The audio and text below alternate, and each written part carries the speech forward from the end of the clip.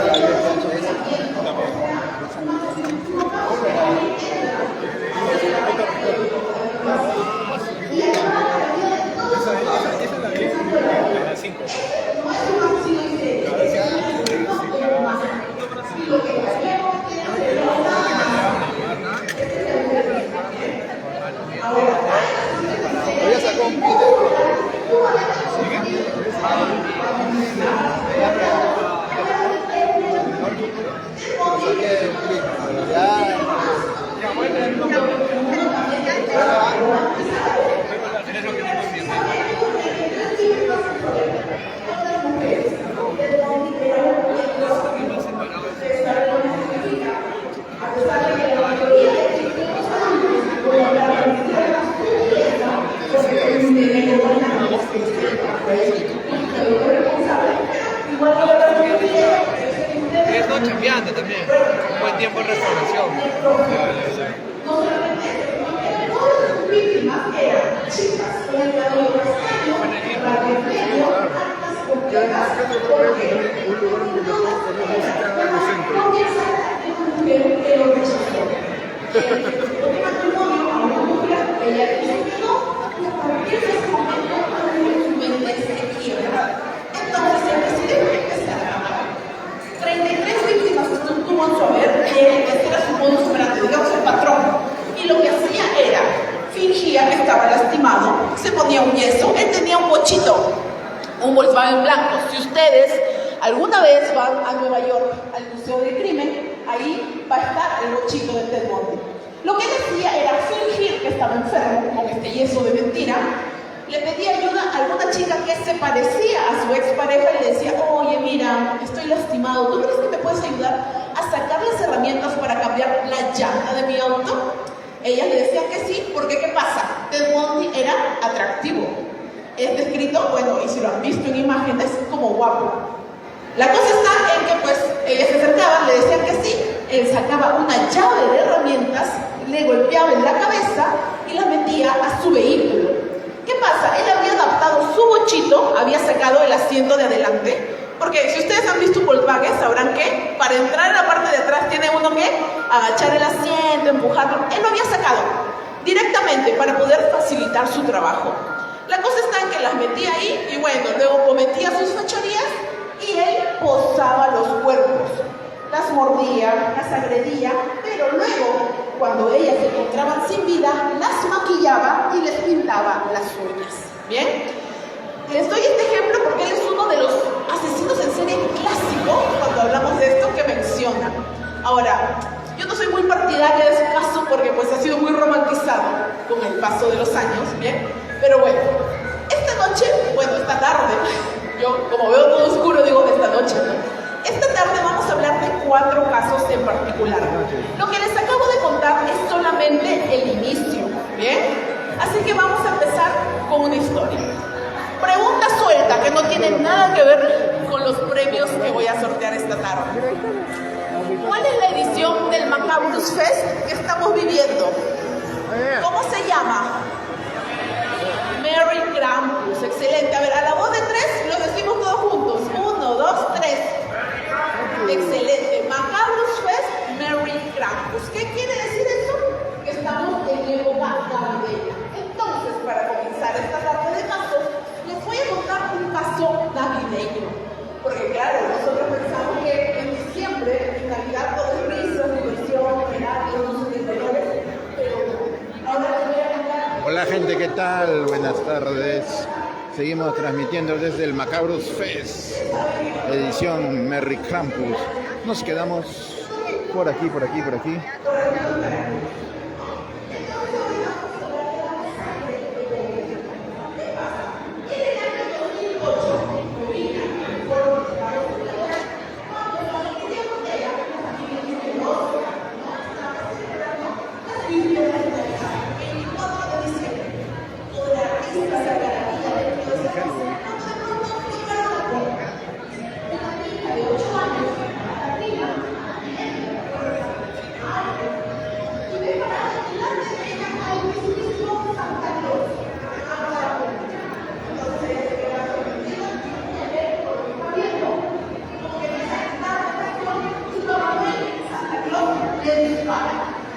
Y Katrina cae enferma. Una niña de 8 años acababa de ser asesinada por Santa Cruz. ¿Qué pasa? Es una obra de interpretación, como que Santa Cruz empezó a liberar a todo el mundo dentro de su casa y todo el trataba de su interés. Hola. Obviamente, esta masacre sale a reducir a los vecinos. Se dan cuenta que de un momento a otro fracasa, empieza a hacer el caos. La situación se va a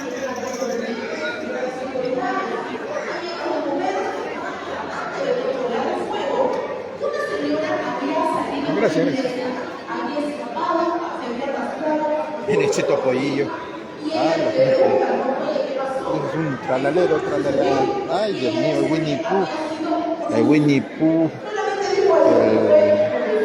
Cuando las autoridades tratan de indagar un poco más, que dicen que Ruth Pardo era ex esposo de Silvia Ortega, una mujer que estaba celebrando junto a su hijo y toda su familia la víspera de la Navidad. Pero ¿qué pasó? ¿Por qué ocurrió esta masacre? ¿Qué pasa? Lo primero que hace la policía cuando sucede este tipo de casos es investigar rápidamente. Se dan cuenta que, claro, el tirador, digamos, la persona que cometió la masacre, había llegado disfrazado de Santa Claus. Dentro de los escombros de la casa, porque había un incendio que arrasó con toda la vivienda, ¿Tienes había rastros y del traje de Papá Noel. pentagrama, pero invertido? ¿Cuánto está? Así te está saliendo 15 soles. 15. Ajá. Ah, ok. Está bien. Termina. Mi hermana tal que expone. Ah, ya. Mi hermana. Voy a acompañarla. Y termino con ella, vengo, quiero uno de esos. Ya, acá. Que un hombre había encontrado a su hermano muerto, sin vida, porque había atentado contra su propia vida en la sala de su casa. ¿Y cuál era la característica? Que estaba vestido con un pantalón con el traje. Ustedes me han invitado, ¿no? Es mi hermana. Dicen cuál era el nombre de este sujeto, era Ya que la acompaño, a grabarlo un rato. El sujeto que la señora que había sobrevivido dijo que había sido. La cosa está en que Ruth ya se encontraba sin vida, se había quitado la vida, ¿no? ¿Cuánto está el catulo? Hola. 40. 40. Ruth había orquestado un plan a la perfección. Se había divorciado unas semanas antes de Silvia Ortega, había mandado a hacer un traje de Santa Claus a la medida y no solamente entró y les disparó a todos, sino que él llevaba una caja de regalos gigante con él. A la hora que la destapa, después de que había disparado a diestra y siniestra, saca un lanzallamas casero, vierte gasolina en toda la casa, enciende su lanzallamas y este explota. Su traje de Santa Claus, aquel que había mandado a hacer a medida, se le pega a la piel. Entonces, claro, él escapa a su auto, se saca la parte de arriba, pero el pantalón se le había pegado a la carne. Entonces, claro, cuando la policía va a la casa del hombre que dice que encuentra a su hermano muerto, encuentran a Bruce con el pantalón totalmente derretido y debajo de este, entre la carne y la ropa, había $17,000. Bruce no planeaba, morir esa noche, sino que planeaba huir. Entonces, ¿qué había pasado? Lo que pasa es que tras el divorcio, él pensó que toda la familia Ortega se había puesto de acuerdo para dejarlo en la ruina. Incluso, él había perdido mucho dinero haciendo los trámites de su divorcio, tenía que pasarle una millonaria pensión a su hijo, porque su hijo, pequeñito, de 10 años, también perece en ese siniestro. ¿Qué había pasado? Que este hombre estaba cuidándolo, se lo descuida totalmente de su hijo, el pequeño cae a la piscina y queda con un daño cerebral severo. Entonces él tenía que pasarle una pensión que lo descuadró totalmente. Se queda sin trabajo, su propia madre va a alegar en su contra en el juicio y él también planea acabar con su vida, pero la señora, que también estaba invitada a la fiesta, ese día amaneció dispuesta y no fue. Por eso se salvó. La cosa está en que él planea todo esto como venganza. Eso era lo que él quería, vengarse, y ya había comprado un pasaje hacia Canadá. La cosa está en que pues las cosas no le salieron como él quiso y terminó muriendo. Y a partir de ese momento, esto se conoce como la masacre de Covina, y si usted busca en internet, es uno de los casos más insignes que sucedieron en Navidad. Así que mientras nosotros en este lado del mundo estamos celebrando, comiendo panetón y diferentes cosas, en Estados Unidos está ocurriendo esta masacre. ¿Bien? Así que ese fue el primer caso que yo quise contarles esta tarde. Y si estuvieron atentos, a ver, les voy a hacer una pregunta muy difícil. ¿Ya? No sé si estuvieron atentos. Acá tengo un regalito. ¿En qué año ocurrió este caso? 2008. 2008. Excelente. Toma tu premio. Muchas gracias, Sergio, por la atención, por tu participación. Excelente. Voy a continuar con otro caso. ¿Ustedes han visto Masacre en Texas? Sí. ¿Han visto El silencio de los inocentes? ¿Han visto Psicosis? Sí, cuidado, que esto ya queda en Macabros Fest. Eso quiere decir que, pues, si no lo hemos visto, se ve raro, ¿verdad? Bien. Estas dos de las películas que les acabo de mencionar están basadas en un asesino en serie sumamente conocido. ¿Alguien sabe su nombre? Excelente. Ya, vamos a hablar de él. Este es un caso vintage. Es un caso viejito, ¿no? Está relacionado con la Segunda Guerra Mundial. Porque, ¿qué pasa? Theodore Gale, ¿no? ¿Cómo se le conoce también?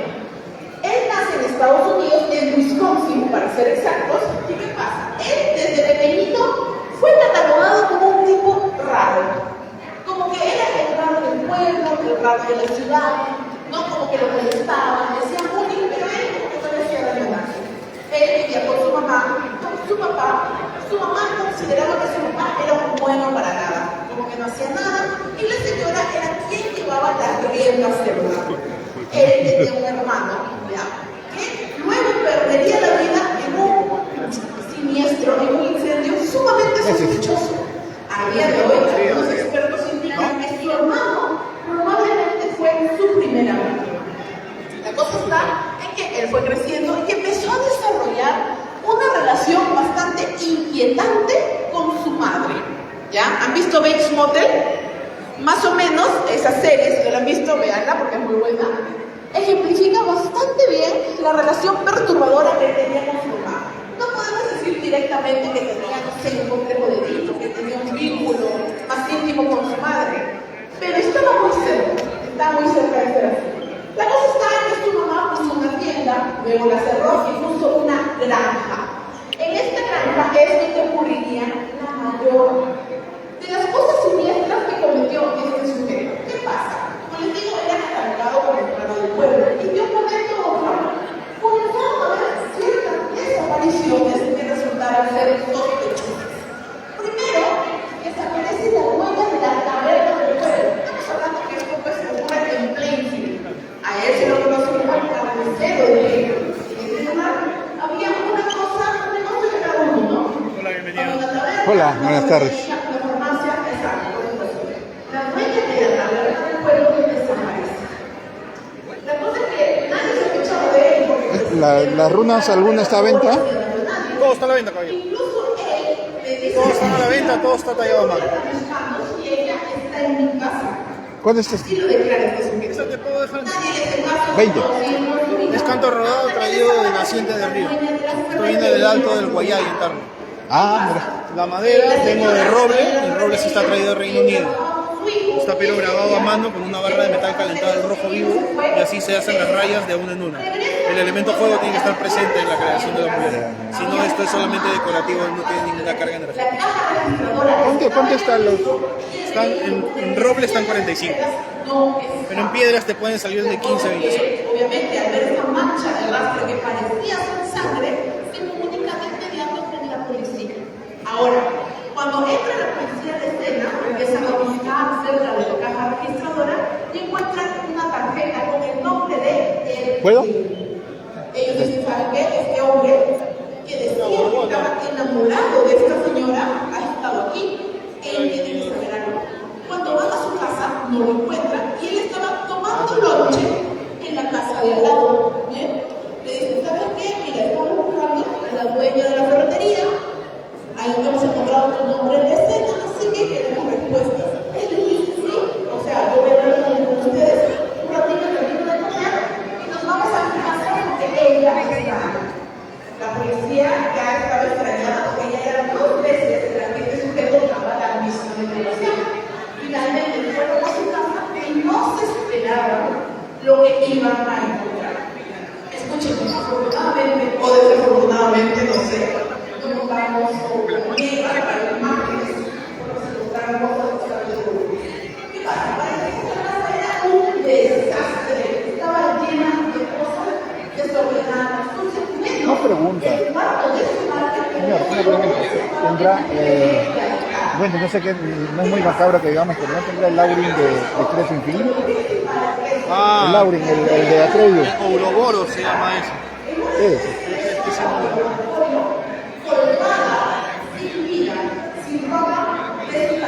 ¿Cuál? El Ouroboros, pues. No lo tengo. Ese es Pero te lo pongo pero seguido. ahí le dicen el Aurin, pues.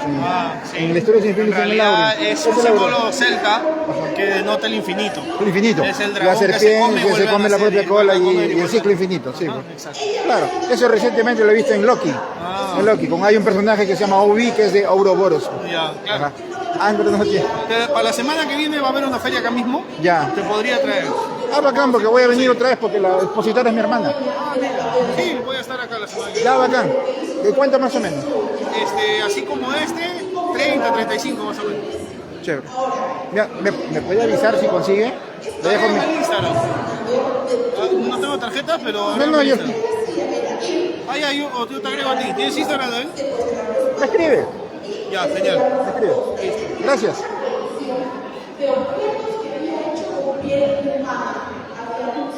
Me escribe para mandarle, por favor, exacto o parecido el que usan en la peli. Ya, chévere. Que usan en la peli incluso son dos colores. Ajá. Es plata con dorado. Ajá, sí. Por favor, a ver si que hay. Gracias. Si no, el OB, el Ouroboros. Gracias. Trabajaba la piel como si se tratara de juego, ya, y coleccionaba las cosas. Entonces, todo esto lo tenía en su casa. Obviamente, sacaron sus cuentas y pues, eso era todo vínculo, ¿no? Eran muchas más. Ahora, cuando se lo detienen, claro que se lo llevan de inmediato a la cárcel, le hacen las perizas psicológicas y se descubre que este sujeto tenía esquizofrenia. Era esquizofrénico, así que pues era declarado imputable y finalmente fue sentenciado a pasar el resto de su vida en un centro psiquiátrico. La cosa está en que él decía que en una especie de él se despertaba en medio de la noche, en medio de una fosa en el cementerio local, no recordaba lo que estaba haciendo, como que volvía en sí y se iba a sus pies. Bien, entonces pasó por la historia, por eso, pasar de Texas, tiene un personaje que confiaba, se ponía una máscara de piel humana. Ahora, deben saber que elaboró una pijama y salía ¿Cuántas están? Buenas. el mamador en las piernas. 2 por 15. Sí, 8 soles y 2 por son leyendas urbanas americanas al castellano. Yo tenía de niño, Sí, son de los 80. pero ya no más, ya, ¿dónde estarán? Ya.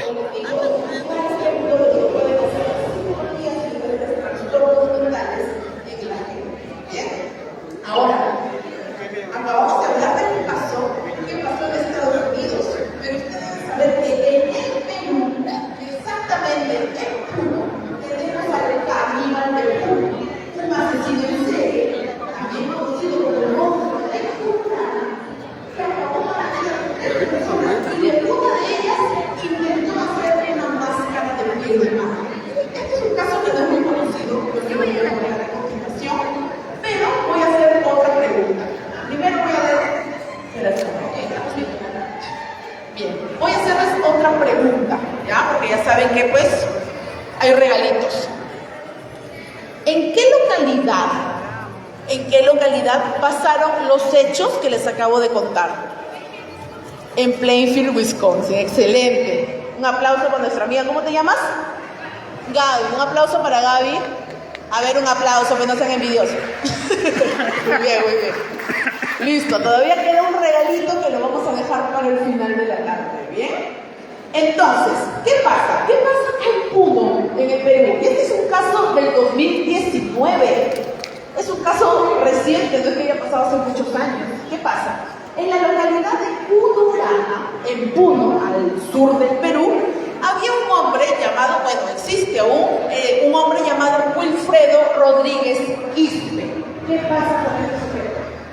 Resulta que un día, bueno, del 2019, una señora llamada Tina Chocamán sale a pastar su ganado. Ella sale, en Puno, esta localidad de Punurana, las casas no están juntas como en la ciudad, sino que es un monte donde las casas están espaciadas, rodeadas pues, de su terreno, ¿no? Su terreno donde hay gas, pasto, pueden pasar los animales. La cosa está que la señora Tina, todas las mañanas, tenía la rutina de que salía a pastar sus animales. Los cogía, caminaba, pasaba un puente, lo cruzaba y tenía ahí otra casita, como si fuese una chocita, donde ella esperaba mientras sus animales comían. La cosa está en que, claro, ella lo hacía esto todas las mañanas. Llegó hora de almuerzo, la tarde, la noche, y la señora Tina no llegaba a su casa. Su esposo y sus hijos se empiezan a preocupar, así que dan parte a las autoridades, a la policía. La policía empieza la investigación, va al lugar donde ella pasta a sus animales y encuentran su sombrero. Su sombrero estaba tirado en el pasto. Entonces dicen, miren, acá está el sombrero, la señora parece que ha sido como que sustraída, tomada a fuerza, así que hay que investigar en las zonas aledañas. Al lado de la chocita, algunos de más allá, había una casa. Cuando la policía va a esta casa a tocar la puerta, abre Wilfredo Rodríguez Quispe, que tenía 23 años de edad en ese entonces. Chiquito. Abre la puerta y le dice, escúchame, estamos buscando a la señora Tina Choquemamani, tú vives cerca, no la has visto. Y cuando sale, él dice que no la había visto, pero la policía detecta que tenía un corte en el antebrazo. Este es un dato que ustedes deben saber. Cuando un criminal es nuevo en la práctica del apuñalamiento, se suele lastimar a sí mismo. Al hacer este movimiento con el cuchillo, se cortan a sí mismos. Entonces, esto es algo que la policía sabe. La policía le queda mirando y le dice, ok, listo, no hay problema. Y con esta información, sabiendo que estaba cerca, ¿no? Y viendo este corte, deciden hacer una orden de cateo. La policía vuelve a la casa de Wilfredo, toca la puerta, este hombre abre y le dice, ¿saben qué? Tenemos una orden de registro, déjanos pasar. Pasa la policía y ¿qué creen? Encuentran a la señora Tina Choquemamani sin vida. Pero no solamente esto. Este sujeto la había seccionado por completo, la había descuartizado. Y esto no queda ahí, gente. Este hombre fileteó su pierna, la frió en una sartén y luego la consumió. Por eso se conoce el caso como el caníbal de Puno. Pero ¿qué pasa? Wilfredo dice que no le gustó el sabor de la carne humana. Entonces le dio esta carne a su perro. ¿Bien? En la refrigeradora y por ahí, en otros espacios de su cocina, se encontraron más restos. La cosa está en que la señora Tina había sido atacada con un fierro. La había golpeado en la cabeza, luego la había desmembrado, pero no quedaba ahí, sino que su cara estaba prácticamente picada. Este hombre había intentado de diferentes maneras sacarle la piel a su rostro. La había intentado desollar, pero no lo consigue porque pues tienen que saber. No, o sea, es una práctica, obviamente, que no se recomienda, ¿no? Porque es un crimen, es un delito, pero pues no es fácil, ¿no? No es fácil. Entonces, no pudo hacerlo. Cuando la policía le pregunta, hay un reportaje de Panorama, ya que es este medio de comunicación de Panamericana Televisión, es el único reportaje que hay sobre él ahorita disponible en YouTube. Ustedes pueden verlo, y ahí están 3 declaraciones diferentes de por qué lo hizo. Él dijo que quería hacer una máscara para no ser reconocido. También dijo que quería parecerse a Ed Gein y también dijo que quería parecerse a Freddy Krueger. Este hombre obviamente no estaba en sus cabales, no estaba pues en sus facultades mentales, ¿no? Pero pues dio esas 3 versiones diferentes. ¿Pero qué pasa? Empiezan a averiguar y él confiesa que no había sido su única víctima. También había acabado con la vida de la señora, que era su vecina, llamada Cirila, porque él le debía dinero. Entonces no quería pagarle, entonces la mató. También mató a un hombre en el Cusco que lo estaba molestando y él pues decidió terminar con su vida. ¿Qué pasa? Investigando un poco la vida de este sujeto, él había estado en el ejército. Se sabe que su mamá había sido cruel y violenta con él, terminó abandonándolo de muy pequeño y esto le generó un trauma y por eso odiaba a las mujeres, porque su mamá lo había abandonado. Cuando yo les explico estos hechos no es para justificar los actos, ¿no? Porque, claro, la mayoría de asesinos en serie tuvieron una vida difícil. Esto no justifica sus actos, sino más bien los explica.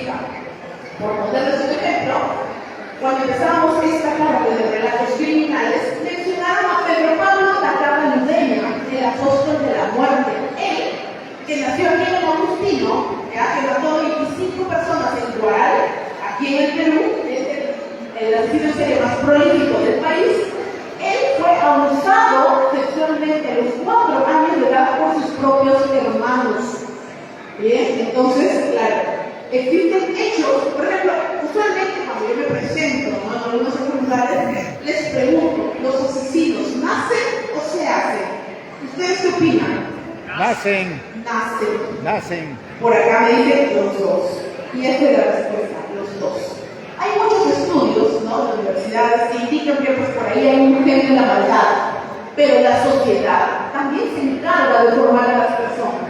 Y por ejemplo, en el caso de Pedro Pablo de Alcalá, es inevitable pensar que su familia le hizo tanto daño, pues que trastornó su mente, ¿no? Bueno, entonces volviendo al caso de Caníbal de Puno, claro, pasó este suceso, acabó con la vida de 3 personas y finalmente él quiso consumir carne humana.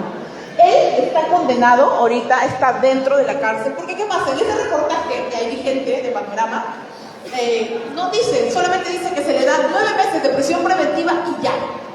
Yo hice una consulta en el RENADESPLE, a ver, guarda esta sigla, RENADESPLE. Si usted quiere saber si alguien está preso aquí en el Perú, el Ministerio Público ha puesto a disposición de todos los peruanos esta página web en donde usted puede hacer una solicitud y le van a decir si la persona está presa o no, y le van a dar la ubicación. No le van a decir la condena ni los años, pero sí la ubicación, ¿bien? La cosa que yo consulté y se sabe que sigue preso, ¿no? Algo más que pasó con este caso es que detuvieron, ustedes saben que en las sierras del Perú está la policía y también están las rondas campesinas.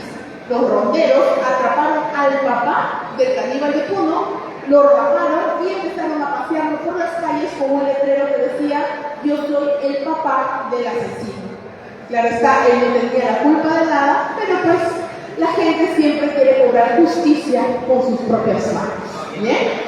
Así que para ir terminando esta tarde de crímenes, voy a contarles un caso que a mí me resulta siempre muy interesante de contar, porque también es peruano, ocurrió en el Perú y es el caso que detona la crónica roja en el país. Ya, gracias. Es el caso que detona la crónica roja en el país. Es un caso que ocurrió en 1930, ¿bien? Y es conocido como el crimen del Hotel Comercio. Este caso es el primer descuartizamiento que hubo en el Perú, ¿ya? Y esto ocurrió en un lugar muy conocido, que sigue vigente y abierto a día de hoy, que es en el bar Cordano. ¿Algunos de ustedes saben dónde queda el Cordano? ¿Ha escuchado de él? Bueno, es un bar-restaurante que queda al lado de Palacio de Gobierno.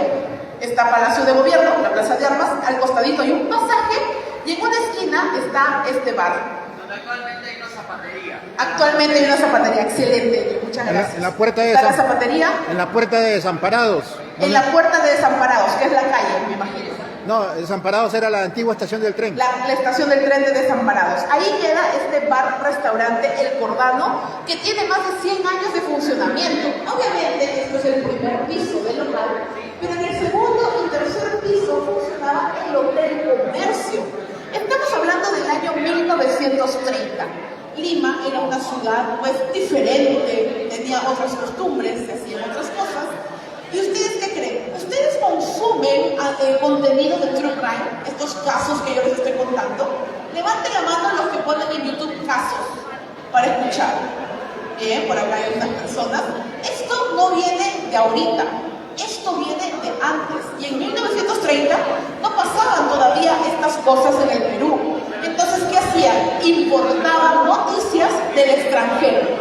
Los medios de comunicación, los periódicos, publicaban noticias de Berlín, Nueva York, Chicago, donde sí habían este tipo de crímenes.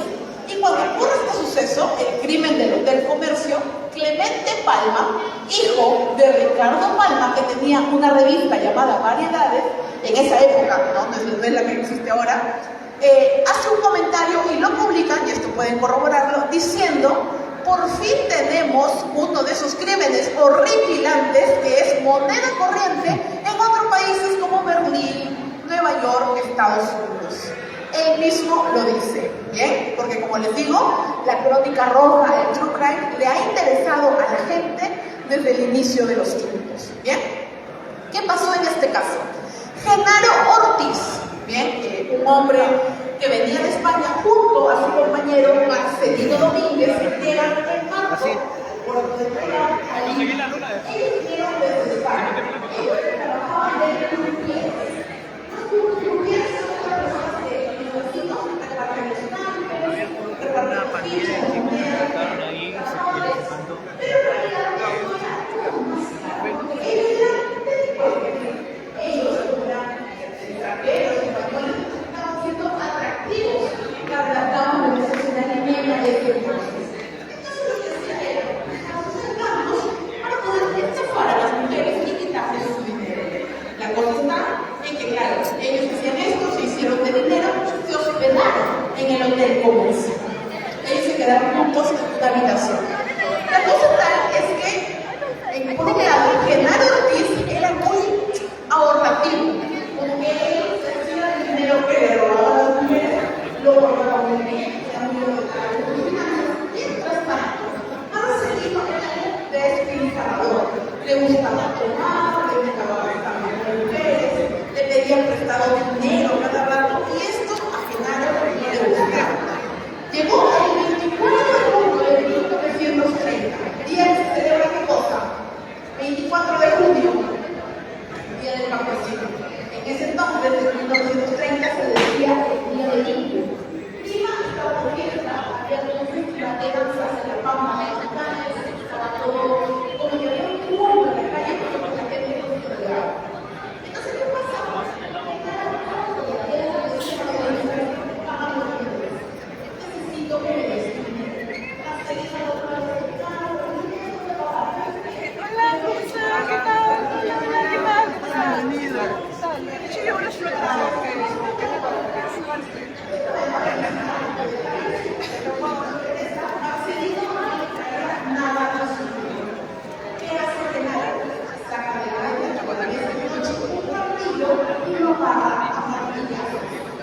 Así termina el asunto contrario no solamente es todo eso, está acá, o sea, si vamos a meter en contra una piedra, y lo de eso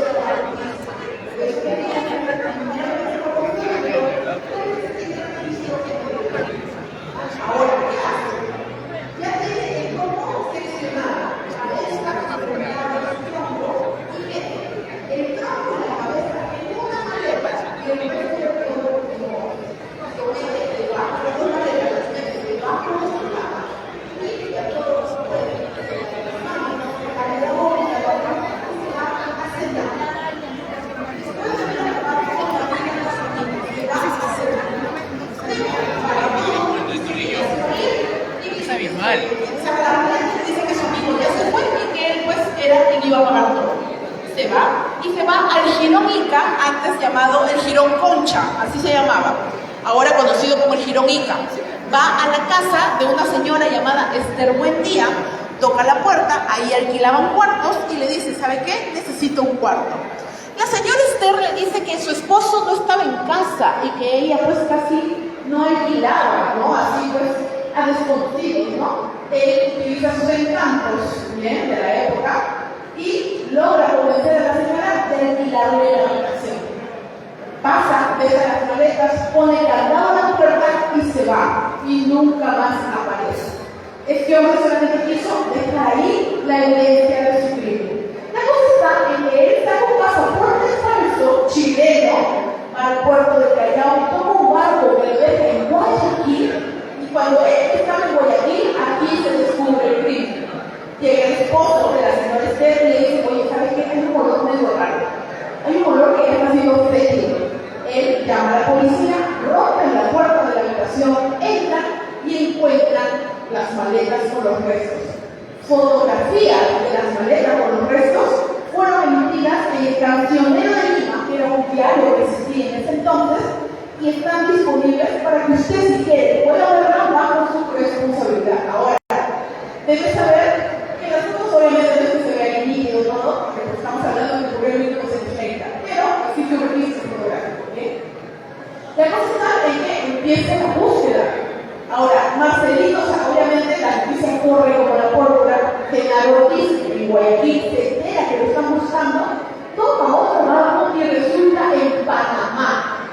Se da la alerta de Perú a Panamá y logran capturarlo la policía panameña y lo traen de vuelta al Perú. El comercio estuvo cuando ocurrió el crimen, en cada momento fue comunicando qué pasaba en el acontecimiento hasta que llegó cada uno a capturarlo. Acá ellos nos corroboran de que el diario El Comercio también estaba al tanto. Y es cierto, ustedes saben que el comercio tiene más de 100 años y tiene un registro que también pueden encontrar con internet. La cosa está en que llega al Perú, al puerto del Callao, ¿y qué pasa? Es el primer caso de hibristofilia que ocurre en el país. ¿Qué es la hibristofilia? ¿Alguien sabe? La hibristofilia, ¿qué es? Ustedes saben que existen las filias. ¿Sí existen las fobias? Existen las filias, ¿no? Y en este caso, la hibristofilia es esta fascinación de las personas a personas que han cometido crímenes, a criminales. Por ejemplo, ¿ustedes se acuerdan del caso de Joran van der Sloot? Es el caso conocido como el holandés asesino, ¿no? Que lo pasó hace muchos años aquí en Perú. Él se casó con una mujer peruana estando ya en la cárcel. Está Ted Bundy, él tenía un club de fans, se casa con una satánica. La hibristofilia es un efecto que se produce sobre todo en las mujeres que pues resulta generando algún tipo de fascinación por criminales. Y eso pasó en el caso del comercio. Llega este hombre aquí al puerto del Callao y las mujeres lo esperaban. Empezaban a llorar, decían que no, que cómo era posible que lo metan preso si era tan guapo.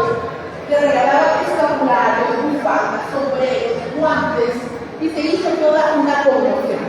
La cosa está en que él fue condenado a 25 años de cárcel, pero el presidente de esa época le dio el indulto y solamente estuvo 5 años preso.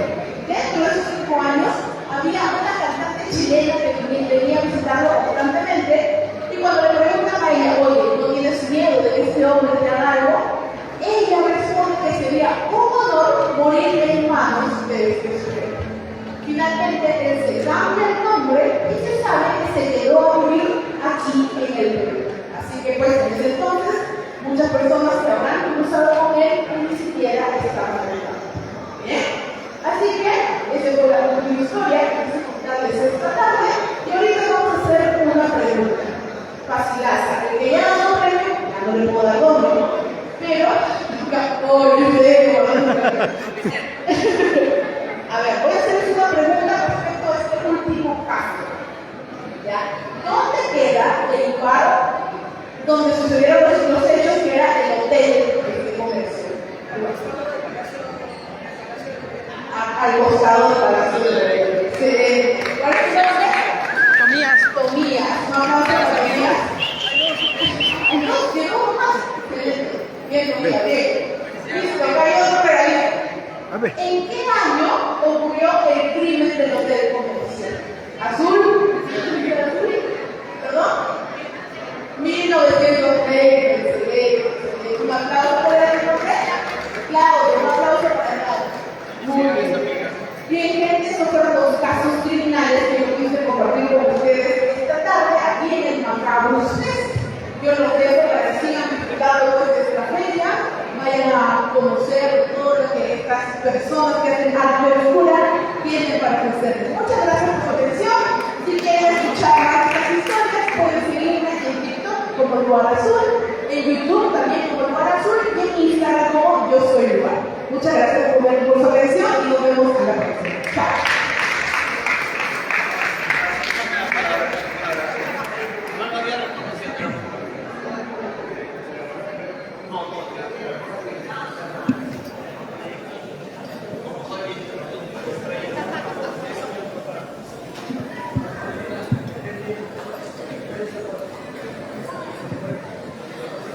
No sabía que era Luar, no te había reconocido. Y hemos estado hablando hace ratito. Sí. Ay, Eddie, muchas gracias por Sí. tu aporte. Del caso de Carol Maltese tienes que narrar. Ahora te lo voy a apuntar. Ya te lo apunté. Es una historia que si investigas te vas a quedar así boquiabierta. Dame una premisa. De que tengo Carol Maltese era una actriz, ya sabes, así, de contenido para adultos. Como era madre separada, tuvo que crearse un alias, se creó un OnlyFans llamada Charlotte Angie. conoció a un bloguero que convivió por unos años, llegó por pandemia, o pandemia como quieran llamarlo, y cuando dijo Caro que ya no quería estar con él, entonces su conviviente dijo que ya normal, pero hay que planificar un último video para el OnlyFans. Y de allí en ese plan, en un arranque de celos, le chapó en la cabeza, requiere una escena para que no gritara de dolor, le puso una mascada en la boca, maniataron hacia el tobillo, le puso la bolsa y le chapó la cabeza. Y con esa máquina que compró con la de Leatherface, la trituró, compró una nevera por Amazon. Sí, pero una semana después usó su carro, jaló lo de la puerta como si Caro estuviera viva y la tiró un barranco al bosque. El bosque ejemplar. No sé qué parte de bosque, pero un transeúnte reconoció una fuerza en una mano donde llamó a la policía. El cuerpo estaba irreconocible, solo se reconocieron 7 tatuajes de ella. Por tu tatuaje la logra reconocer. Y en eso una amiga de ella no la conocía como Caro, la conocía por ¿Cuál es primero, esta o la de Limbisky? ¿La de qué? ¿Cuál es primero, esta o la de Limbisky? Porque esta suena, if only we could fly, Limbisky style. No soy tan fan de esa banda, pero sí reconozco. Ah, claro. Entonces ya me quedó la duda. ¿Necesitas que algo para la ley? Pero dije que se ve. Ay, ay, ay. No, de repente quieren todo. No te había reconocido, Dile.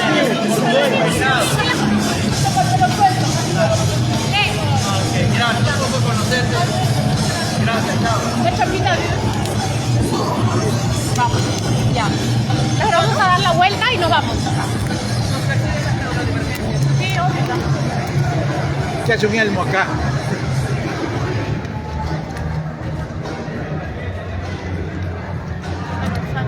¿Estás transmitiéndolo ya?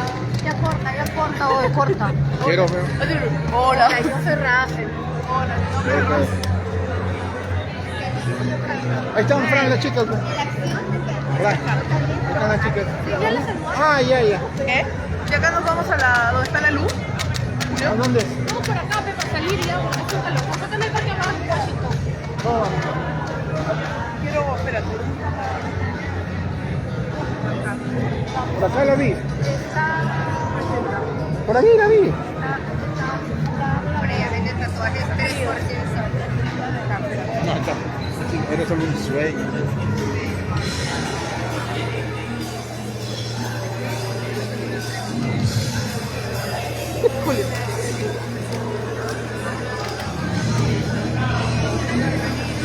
¿Ya? Yo tenía esos de niño ahí. ¿Cuál? ¿Los de terror? Sí. Están 8 soles. Chicos. Oye, que Fran dice que tú. ¿Quién te ha dicho? No, o sea, hacemos la broma, ¿no?